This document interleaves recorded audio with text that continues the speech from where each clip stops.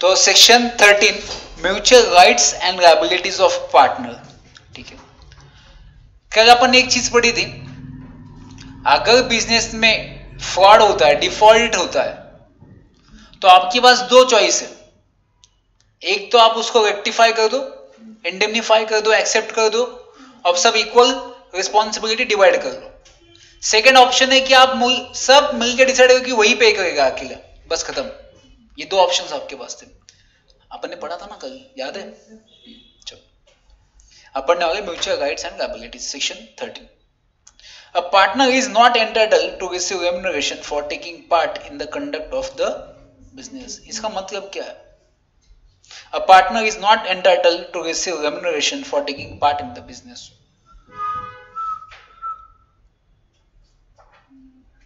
आप जॉब जब करते हो आपको क्या मिलता है रिटर्न में? जब आप, thank you so much, online वाले आंसर देते तो मुझे कॉन्फिडेंस होता है कि आप लोग देख रहे हो मुझे। ऐसा ऑप्शन होता है कि ऑनलाइन में, ऑनलाइन देखते देखते मीटिंग को ऐसे साइड में होना और इधर यूट्यूब पे पिक्चर्स देखना, ऐसा कर सकते हो? तुम लोगों ने किया, इस वजह से तुम बोल रही है सब चीजें।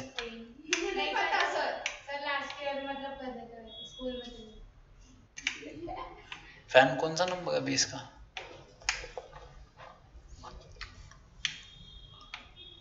अब कौन सा फैन है भगवान? लास्ट ही बटन है बस।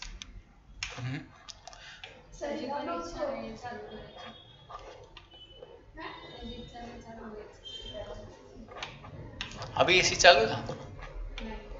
बंद है, एसी तो लगाओ। आगे चालू था बटन, सब बटन दबा दिए, कौन सा बटन पता नहीं मैं। चालू हो गया एसी? अब बोलना मत थोड़ी देर के बाद, सब ठंड हो गए, एसी बंद कर। अब इतने ही बटन है उसमें। सर उसको झाड़ू देके से हिलाओ। एसी नहीं छोड़ दो, इतने ही बटन है, सब बटन खत्म हो चुके। थोड़ा इंटरनेशनल करो थोड़ा। Thank you so much my हित चिंता। अभी वही कहता है, कैलकुलेटर घुमाता है, फिर उसका बोर्ड निकाल के उसमें देखता है कुछ कनेक्शन लगा सके। अपने पास बहुत टाइम। क्या उसका टेंशन मत लो, मैं प्रोजेक्ट का कुछ नहीं। मेरी ध्यान रखो, मेरे को कुछ होता है कि इधर उसका क्या, वो वापस आएगा, मैं नहीं आऊंगा। नहीं है, छोड़ उस फैन को ना घुमाना पड़ेगा, एसी की हवा आ जाएगी। हाँ कहाँ पे? ठीक है, तुम डागा मत मुझे, होना है अभी। चलो चलो, ऐसा कुछ होता था बोलने का, आपकी रिस्पॉन्सिबिलिटी में था। तो आप कोई भी ऑर्गेनाइजेशन में अगर जॉब करते हो तो आपको रिटर्न में क्या मिलता है? सैलरी मिलती है। आ जाओ, निकिता दिखी थी क्या? है क्या पीछे? वो भी आएगी तो फिर वापस मैं बोलूंगा क्या मिलता है, वापस वो आएगी। फिर एक ही बार स्टार्ट करता हूँ मैं, जस्ट 1 सेकेंड डिस्टेंस। हाँ तो अपना टाइमिंग ही आपके हिसाब से रखता हूँ मैं। अपन मेरे लगता है क्लास का टाइमिंग ऐसा रखना चाहिए कि 2:30 बट स्टार्ट होगा 2:45। अगर ऐसे मैंने बोल दिया तो आप 3 बजे आओगे। फिर आ जाओ। अब फाइनली सब लोग आ चुके तो आप फाइनली स्टार्ट करते हैं। जब मैं आ चुके ऑनलाइन मैडम, जब मैं जॉब करता हूँ ऑर्गेनाइजेशन में तो रिटर्न में क्या मिलता है? अब मैं जब बात करूँ तो फर्म की, फर्म मतलब पार्टनरशिप फर्म, यहाँ पे रेम्यूनरेशन नहीं मिलता आपको। यहाँ पे रेम्यूनरेशन आपको नहीं मिलता, यहाँ पे आपको प्रॉफिट में शेयर मिलता है, प्रॉफिट शेयरिंग मिलता है। क्योंकि अपन ने बेसिक कंडीशन क्या पढ़ी थी पार्टनरशिप स्टार्ट करने के पहले? पार्टनरशिप किस चीज के लिए स्टार्ट करते हैं? एक बिजनेस एंड प्रॉफिट के लिए। तो रेम्यूनरेशन अगर आप रहना चाहते हो, रेम्यूनरेशन मतलब सैलरी, सैलरी किसको मिलती है? एम्प्लॉइज को। पार्टनर एम्प्लॉय थोड़ी है, पार्टनर ओनर है, तो वो रेम्यूनरेशन नहीं लेता, वो क्या लेता है? प्रॉफिट में शेयरिंग लेता है। तो इसकी वजह से ये फर्स्ट लाइन वो कहती है, a partner is not entitled to receive remuneration for taking part in the conduct of the business. उसको रेम्यूनरेशन नहीं मिलेगा। वो कहता है कि मैं रोज आता हूँ, कंडक्ट को बिजनेस का एक्ट कर रहा हूँ, मैं बहुत सा काम करता हूँ। नहीं भाई, जब बाद में प्रॉफिट होगा तो उसको तो इक्वल मिलेगा ना वहां में शेयर। तो उसी की वजह से वहां पे मिलता है, उसको रेम्यूनरेशन नहीं दिया जाता। एग्जाम में कभी केस हुआ या कुछ भी पूछेंगे इसके ऊपर, whether partner is eligible to get the remuneration? No, because partner is not an employee. Partner is the owner of the business, so he can get the shares in profit. ऐसा answer उसको explain करो। चलो, the partner are entitled to share equally in the profit earned and shall contribute equally to the losses sustained by the firm. ये fraud की बात नहीं कर रहा है अभी। अगर फ्रॉड की बात होती तो इक्वल नहीं डिस्ट्रीब्यूट करता, डिसाइड करते फिर ये कि उसके ऊपर पूरा क्लेम देना है या अपन पूरे मिलकर डिवाइड इसको पे करेंगे। तो ऐसा कुछ अभी तक डिसाइड नहीं, बट यहाँ पे डिफॉल्ट की बात नहीं होगी, यहाँ पे नेचुरली सबके साथ डिवाइड होगा, चाहे प्रॉफिट हो चाहे loss. Where a partner is entitled to interest on capital subscribed by him, such interest shall be payable only out of profit. आप पता है प्रॉफिट कैसे कैलकुलेट किया जाता है? अगर आपने बचपन में पढ़ा होगा, बचपन का प्यार, पीबीआईटी। पीबीआईटी, पीबीआईटी मतलब है profit before interest and tax. क्या कहते हैं उसे? Profit before interest and tax. ये आपको आगे है नेक्स्ट लेवल में, बहुत इंपॉर्टेंट टॉपिक है पीबीआईटी। अब पीबीआईटी में अगर 10,000 है फॉर एग्जांपल, ठीक है, अब profit before interest and tax, तो सबसे पहले क्या कट होगा यहां से? इंटरेस्ट। इंटरेस्ट 5,000 गया, ठीक है। अब मेरे पास क्या बचा? Profit before tax. अब इसमें से मेरा क्या माइनस होगा? ये कितना बचा? 5,000। इसमें से 2,000 क्या गया? टैक्स। बचा कितना? 3,000। ये होता है मेरा PAT.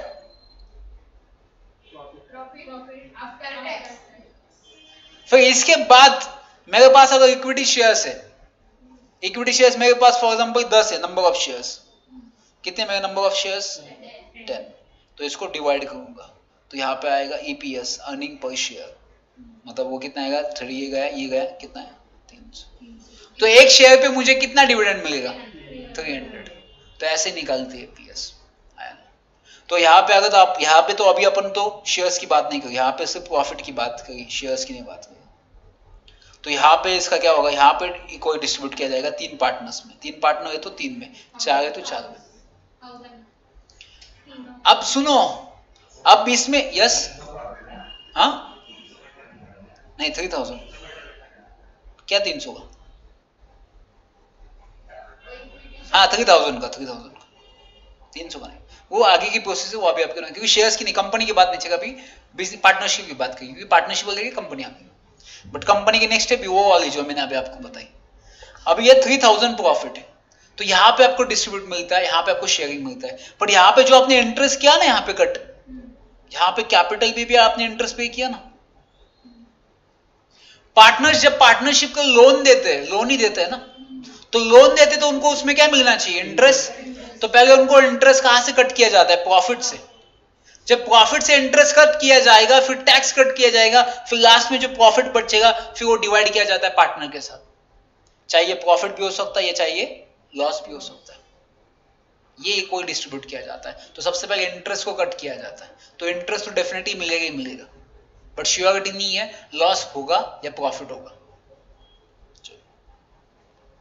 Any payment or advance the amount of capital he has agreed to subscribe is entitled to interest thereon at rate of beyond 6% per annum till the repayment, even after the dissolution.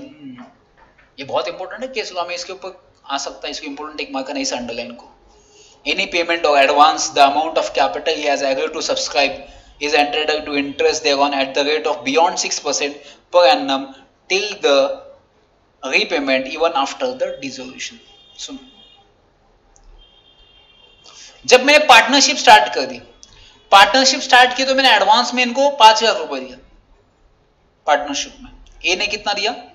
5,000, ठीक है। B ने कुछ दिया नहीं है, सी ने कुछ दिया नहीं है, ए ने 5,000 रुपए दिया। अब ये बोलते हैं कि आपने एडवांस दिया, तो आपको किससे बियॉन्ड होना चाहिए रेट ऑफ इंटरेस्ट? आपका 6% से बियॉन्ड होना चाहिए, तभी तो ये बिजनेस है ना। तो ये भाईचारा है। फिर मैं अगर 4% से देगा उसको, तो ये क्या भाईचारा है? फिर ये कौन सा बिजनेस है? फिर यहाँ पे कहां पे रिलेशनशिप आएगी फिर पार्टनर्स की? ये घर पे थोड़ी देगा अपन, ये काम कर 2% है, 3% है, अपने घर वाला है, नहीं, ये बिजनेस है। तो यहाँ पे अबाव कितना होना चाहिए आपका rate of interest? 6% rate of interest, या आपका कैपिटल या एडवांस, कुछ भी बोल सकते हो, एडवांस कैपिटल के अंडर आता है 6% रेट ऑफ इंटरेस्ट। ये क्या कहता है कि आफ्टर डिसोल्यूशन, फॉर एग्जाम्पल अगर 10 जुलाई को पार्टनरशिप डिसॉल्व हो जाती है, खत्म हो जाती है, नहीं हुआ, बिजनेस लॉस में आ गई, खत्म हो गए, टिल इसके बाद भी इसका इंटरेस्ट चालू रहेगा। 10 जुलाई का अगर पार्टनरशिप आपने बंद कर दी, बिजनेस नहीं चल रहा है, तो स्टिल आपका इंटरेस्ट का जो पीरियड रहेगा ना, इसके बाद भी चालू रहेगा, जब तक आप उसको रीपेमेंट नहीं करोगे। आप ऐसे नहीं बोल सकते साहब, भाई साहब मैंने तो पार्टनरशिप के लिए दिया था, बिजनेस के लिए, तो आपका इंटरेस्ट सिर्फ बिजनेस चालू होने तक इंटरेस्ट होगा, नहीं, पैसा तो मेरा ब्लॉक हो चुका ना, आपके पास ही पड़ा है, जब तक वो मेरे पास नहीं आता मैं इंटरेस्ट कैसे बंद करूंगा? जब आप लोन लेते हो कहीं भी कंपनी से, जब आप पूरा पे करोगे तभी तो आपका इंटरेस्ट खत्म हो जाता है। चाहे आपकी 1000 में रिमेनिंग हो ना, चाहे आपने 20 लाख का लोन लिया घर के लिए बैंक से, बट आपका रिमेनिंग 1000 है, स्टिल उसके ऊपर इंटरेस्ट चार्ज करती है बैंक, तभी आपको नोटिस भेजी जाती है कि 1000 पे करो रिमेनिंग। तो ये जब तक आपका डिसोल्यूशन भी हो जाए, जब तक आप रीपेमेंट नहीं करोगे, तब तक उसके ऊपर इंटरेस्ट चालू ही रहेगा, वो 6% अबाव ही होता है। चलो, firm indemnify a partner in respect of payment made and liabilities incurred by him, ordinary and proper conduct of business in doing such act in an emergency for the purpose of protecting the firm loss। indemnify कर सकती है firm, किसको? Partner को। ये अपन ने पहले ही पढ़े, partners के अंडर चांस होता है उनको, वो मिलके मेजोरिटी डिसाइड कर सकते हैं।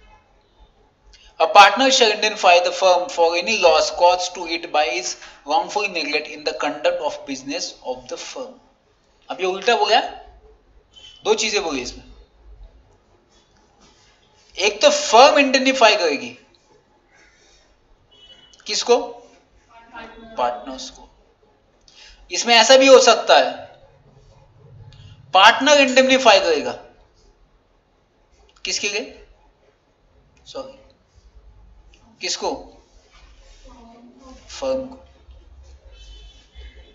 अब ध्यान दो, अब फर्म है, कोई पार्टनर ने डिफॉल्ट कर दिया, अपन ने पढ़ा था, तो उसके पास दो ऑप्शन है फर्म के पास, एक तो एक्सेप्ट करो, एक तो इंडेमनिफाई करो। तो फर्म क्या कर सकती है? इंडेमनिफाई कर सकती है पार्टनर को। बट पार्टनर को ऐसा लगता है कि एक पार्टनर जो अकेला पार्टनर उसने जो डिफॉल्ट किया उसकी वजह से कंपनी को लॉस होने वाला है फर्म को, तो वो अकेला क्या कर सकता है? इंडेमनिफाई कर सकता है, किसको? फर्म को। क्योंकि फर्म को लॉस है तो पार्टनर्स को भी लॉस है और उसको भी लॉस है, तो ये क्या करेगा? फिर उसको इंडेमनिफाई करेगा। When it is customary to pay remuneration to a partner for conducting the business of the firm, he can claim it even in the absence of a contract for the payment of the same। Customary मतलब आप आपके हिसाब से उसको manage कर सकते हैं। Customs पता है ना, कस्टम क्या होता है? बहुत सारी जगह पे रूल्स होते हैं जो स्ट्रिक्ट होते हैं। कस्टम्स मतलब आप उसमें चेंजेस भी कर सकते हो, जैसे चाहे वैसे।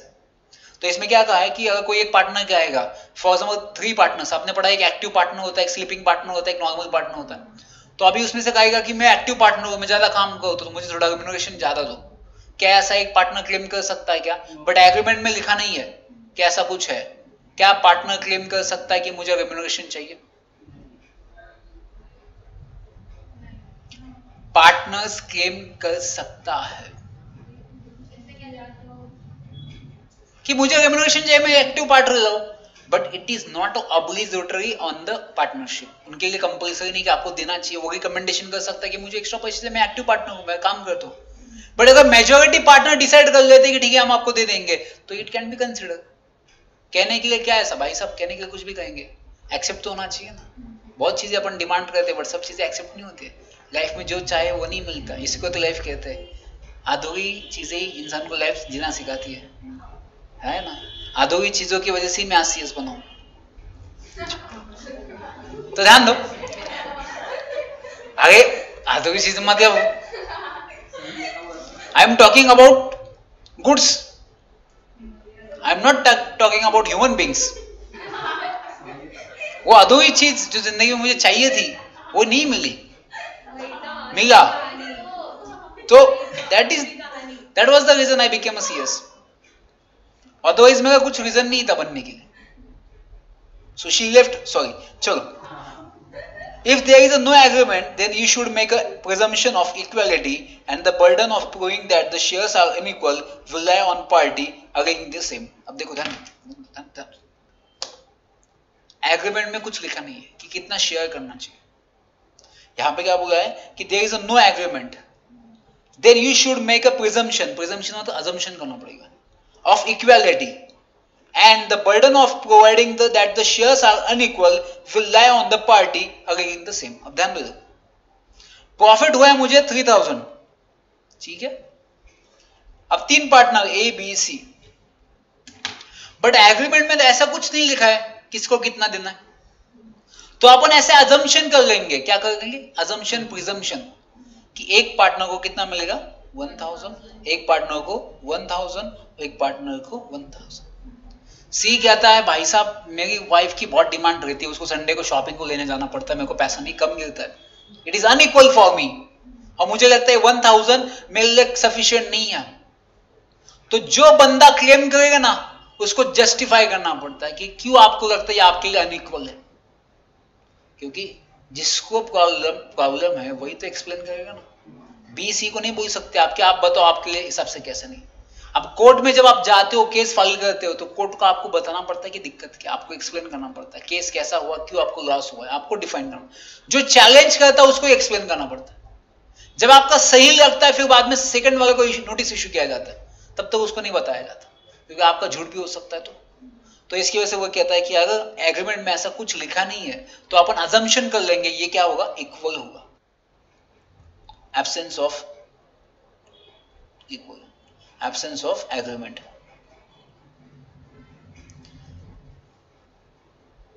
जब एब्सेंस होगा एग्रीमेंट का तो अपन क्या अजम्पशन कर लेंगे, इक्वल, या आपका क्या है अजम्पशन है. बट यहां पे अगर सी को लगता है कि इट इज अनइक्वल, देन इसको जस्टिफाई करना पड़ेगा why it is unequal. Handwriting अच्छी है या व्हाई इट इज अनइक्वल मेरे लिए तो अच्छी है थोड़ी थोड़ी, क्योंकि नया आ गया ना, मैंने पेन है बड़ा पार्टी करेंगे अपन. चलो, तो आपके यहाँ पे ऐसा डायग्राम दिखा जो आपको इमीडिएटली समझेगा उस लाइन के बाजू में. अगर आपने थोड़ी कष्ट उठा लिए लिखने के तो आपको पूरा पैसेज पढ़ने याद आएगा.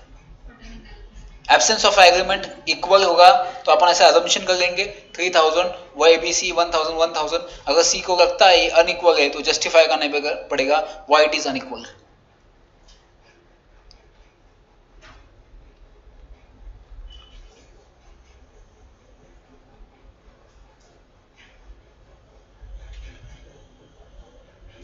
एग्जाम में अगर इसके ऊपर क्वेश्चन आया ना, बहुत अच्छा लिखे हुए आप, बहुत अच्छा डायग्राम है मेरे पास, एक बना सकते हो. क्वेश्चन पेपर है क्या किसी के पास?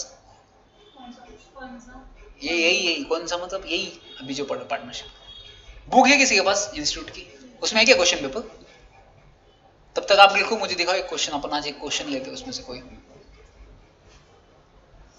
एक आधा क्वेश्चन सॉल्व करते हैं इंस्टीट्यूट का, मतलब आपको थोड़ी आइडिया आ जाएगी. ये होने के बाद देखते हैं.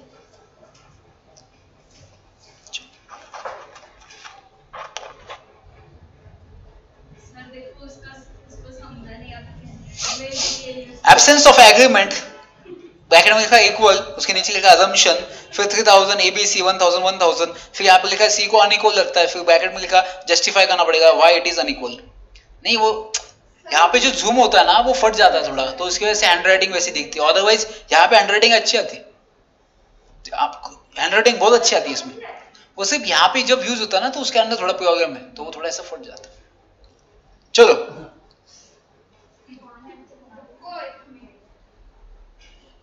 कहाँ थे?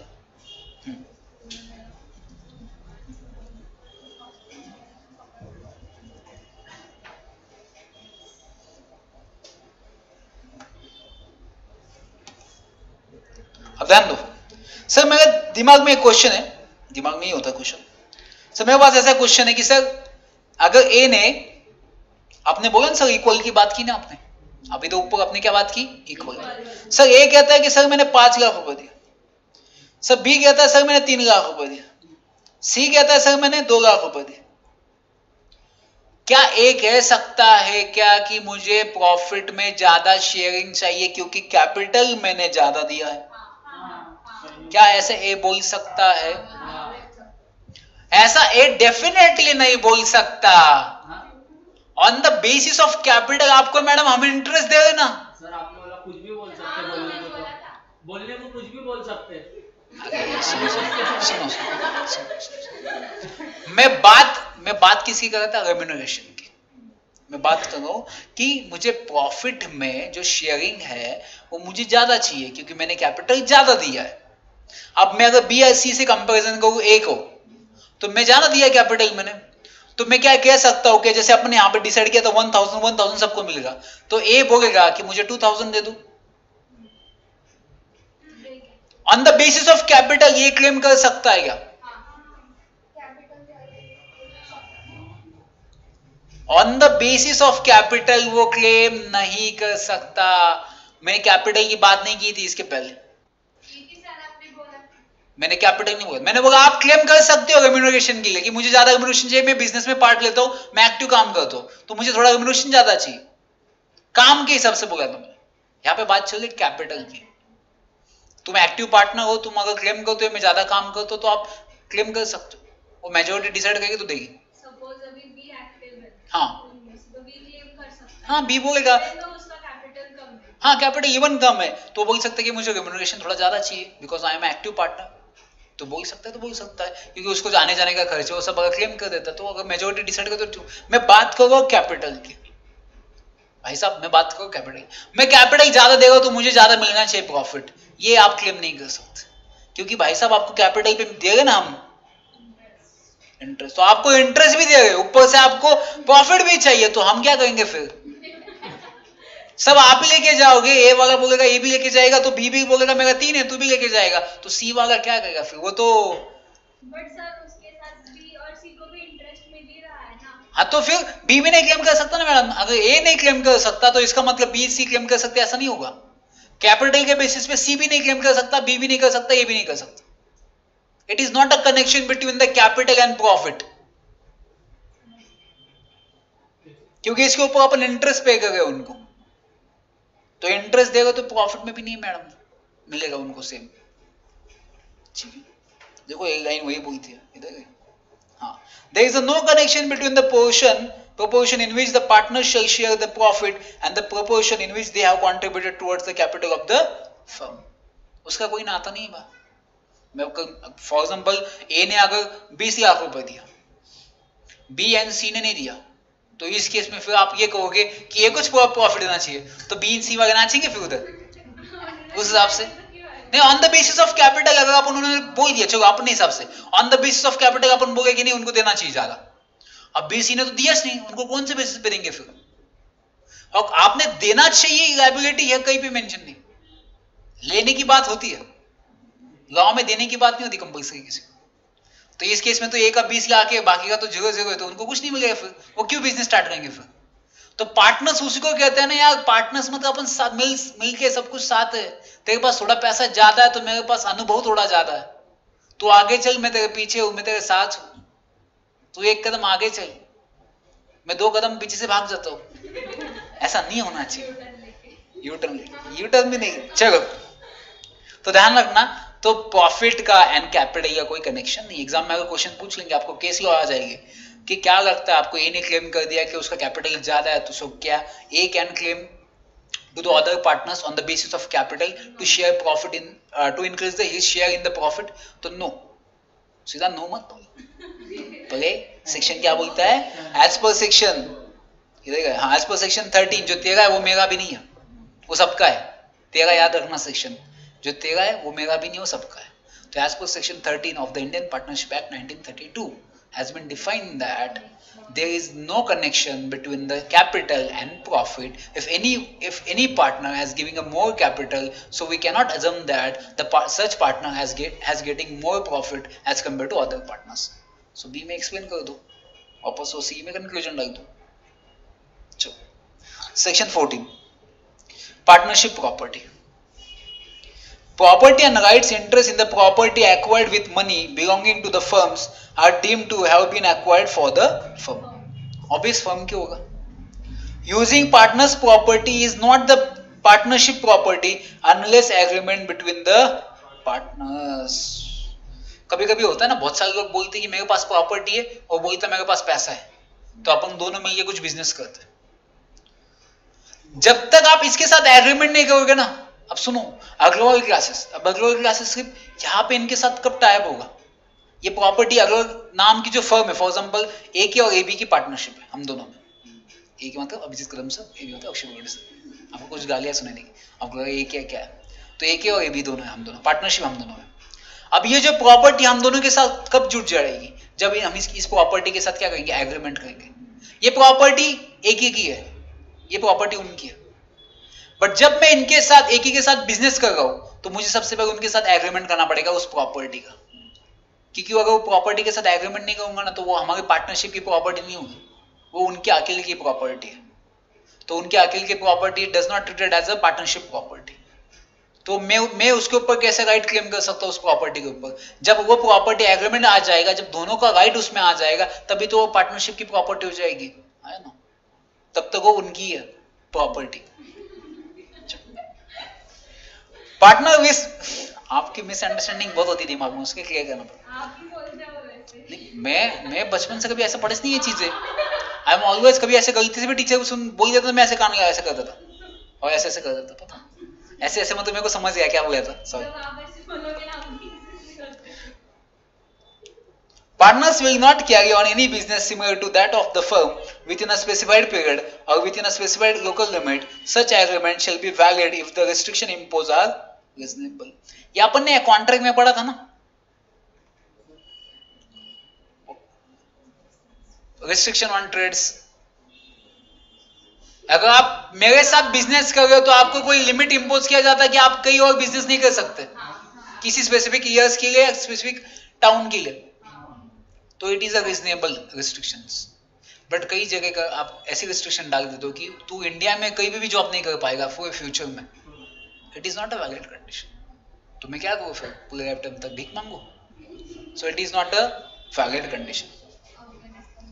Application of the property of the firm subject to contract between the partners. The property of the firm shall be held and used by the partner exclusively for the purpose of business. Business के लिए use करना चाहिए भाई साहब। अपने company में बहुत सारे लोग होते हैं जो पर्सनल यूज के लिए भी करते बहुत सारी चीज। जब मैं कंपनी में सीएस था ना, यूज हेडफोन्स, जब मैं कंपनी में सीएस था ना उस टाइम पे, तो क्या होता था पता है क्या? हमको लैपटॉप दिए जाते थे सीएस बनने के बाद घर पे। तो लैपटॉप क्यों दिए जाते हैं? लैपटॉप होता है कंपनी के काम के लिए। हम क्या करते थे, वाईफाई भी देते थे हमको काम करने के लिए घर पे, तो हम क्या करते थे, कंपनी के काम के लिए इतना वाईफाई नहीं लगता, हम डेली 2-2 पिक्चर डाउनलोड करते थे उसमें वाईफाई पे, क्योंकि कंपनी में दिया तो काम किसके लिए? बिजनेस के लिए। मैं कहूँगा पर्सनल यूज के लिए। इतने पिक्चर्स डाउनलोड किए उसमें, और सैटरडे संडे पूरा लैपटॉप पे पिक्चर्स देखने, काम करने के लिए दिया है, बट मैं किसके लिए करूँगा? पर्सनल यूज करके। ऐसा नहीं होना चाहिए, ऐसा अब नहीं करो, ऐसा नहीं करना चाहिए। It is unethical. ऐसे जो भी लोग करते हैं इट इज अनइथिकल, ठीक है? तो ऐसे लोग अगर करते हैं तो उनको अपने एडवाइस देनी चाहिए, ऐसी चीजें नहीं करनी चाहिए। चलो, यस, क्या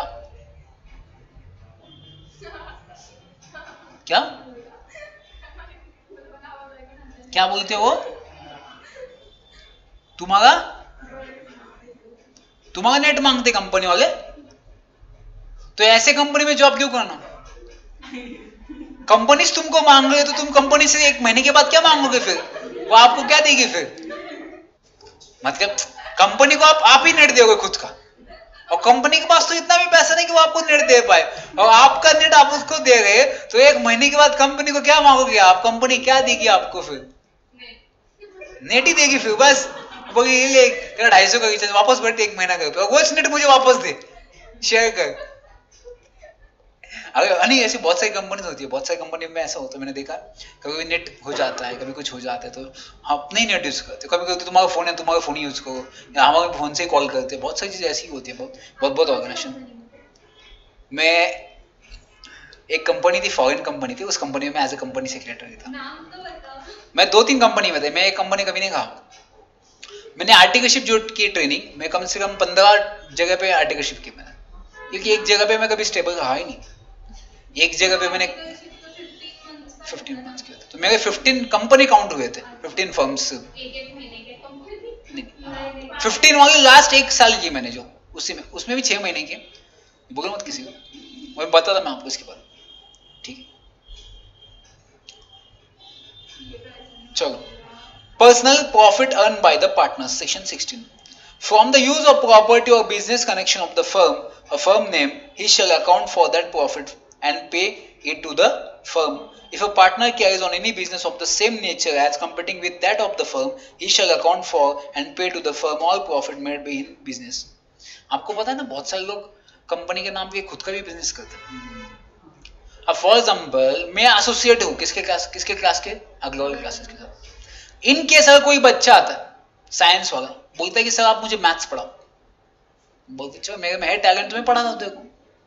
बट कंडीशन ऐसी है क्लास की कि आप कहीं और नहीं पढ़ा सकते। अगर आपको प्रॉफिट होता है तो आपको रिटर्न फर्म को देना चाहिए। तो अगर मैं उस साइंस बच्चों को पढ़ाऊंगा, उस मेरे को फीस दे दे खुश होके, सर आपने क्या पढ़ाया मुझे समझ नहीं आया, तो अगर मुझे फीस दे देता है उस केस में, तभी भी पागल होके, तो वो फीस मैं नहीं रख सकता, वो प्रॉफिट मुझे किसको देना पड़ेगा, अगले क्लासेस उस फर्म को देना पड़ेगा।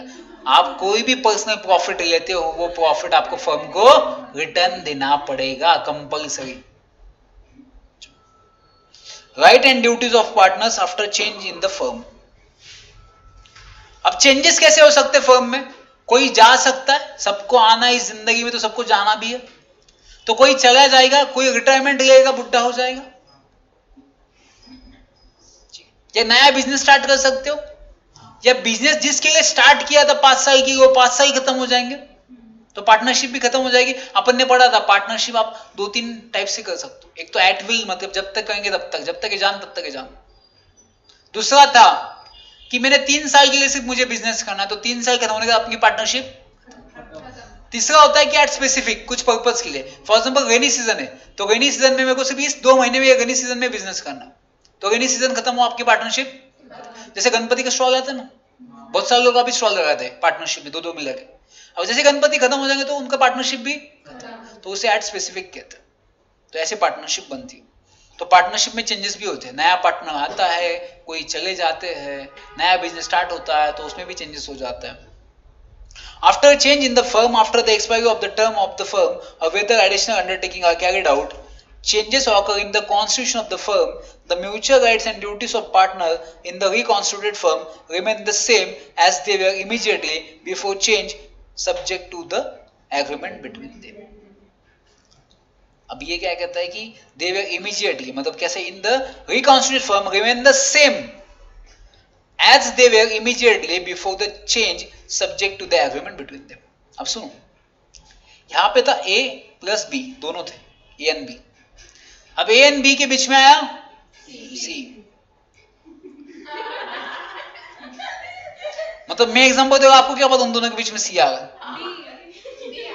आपका C पे बहुत जोर है, तो A B प्लस C आया उनके बीच में।